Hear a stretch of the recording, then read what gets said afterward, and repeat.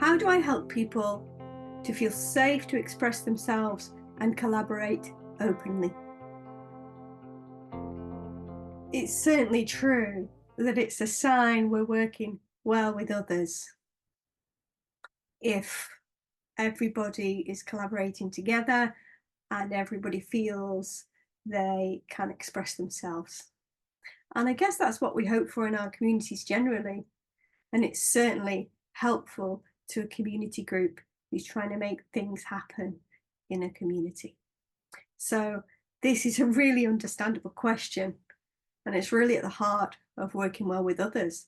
It's how can I respect what other people need, and how can I create an atmosphere and a culture in my community or my community group where people feel safe to express themselves, to be themselves, so that we can best collaborate and make the most of the richness of what everybody can bring.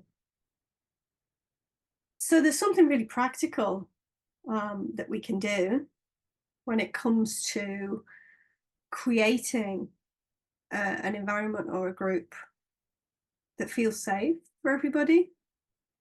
Because often we'll determine whether something's safe or not by the behaviours that we see. And it's really helpful and really worth taking the time as a group to create a culture, because a culture is something that will happen on its own, and it's something we can support to happen. So whether we support it to happen or not, it happens.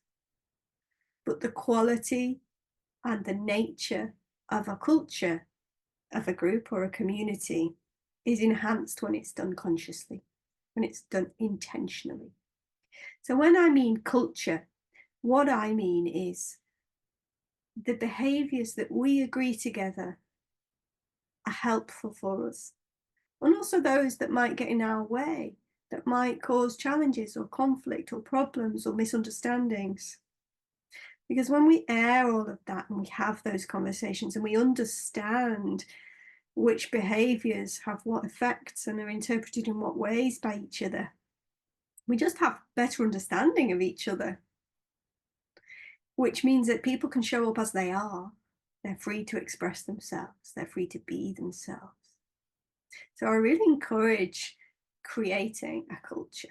So we would usually do that at Amity by naming those things that are helpful for our group or community. And very commonly things come up like respect, and we'll look at what does that mean in more detail for each group, because it can look different in terms of what people do to show respect.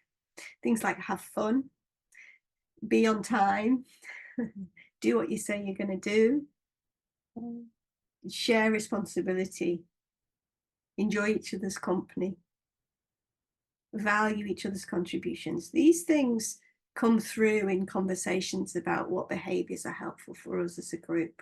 So have those conversations, write them down, and regularly check in with it. And especially if you're having a change in the group, so maybe somebody leaves, or they're not with you for a period of time, or somebody new comes into the group, check in with them, show them the culture, say, look, these are the behaviours that really help us as a group create a group where you can be who you are and you can be free to express yourself. Is there anything that you'd like to challenge or change in this culture? Or is there anything that you'd like to add that you feel is missing? And that goes a long way to helping people feel part of a group and part of the community. Having those open conversations about the helpful behaviours for your group.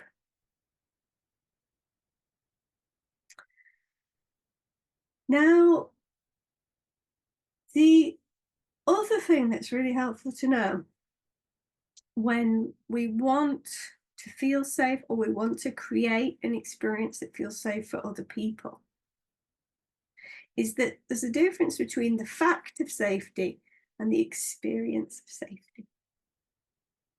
Now, there's situations that can arise that are not safe. And in those events, it's advisable to do whatever you need to do in that moment to remove yourself to somewhere that's safe. Now, that is the fact. I'm safe, I'm physically and psychologically safe, or I'm not. And if we recognize that we're not, we do what's needed to remove ourselves to a place of safety.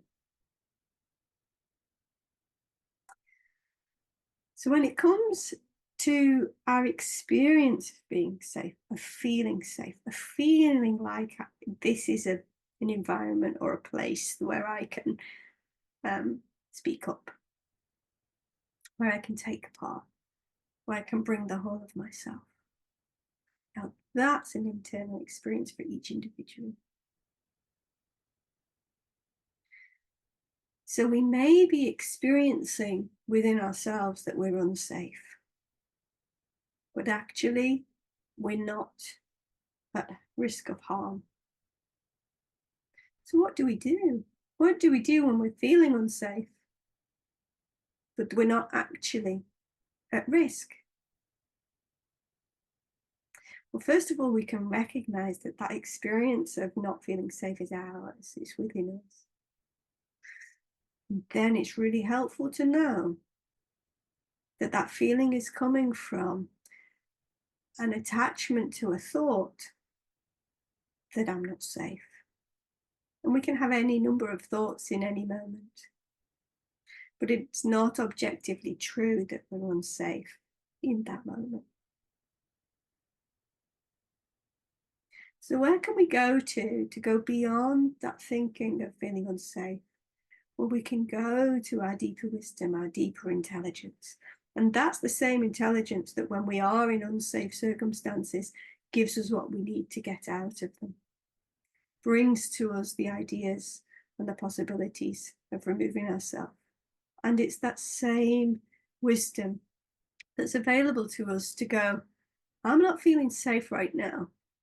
There's no evidence I'm unsafe. So where may I go within myself? I can go to my deeper wisdom to just check in and see how else could I be in this moment right now? Is it possible I could be and feel safe? And that question alone can help to shift our thinking in the direction of safety. So next time you're feeling unsafe to express yourself, as long as you've checked there's not an external physical threat, then check in within and just see, am I attached to a fear that's made up through my thinking? Can I go beyond that and touch my true nature that will help me settle and feel safe? And if you can, you set an example for all of those around you. That even if I feel unsafe, I can be okay.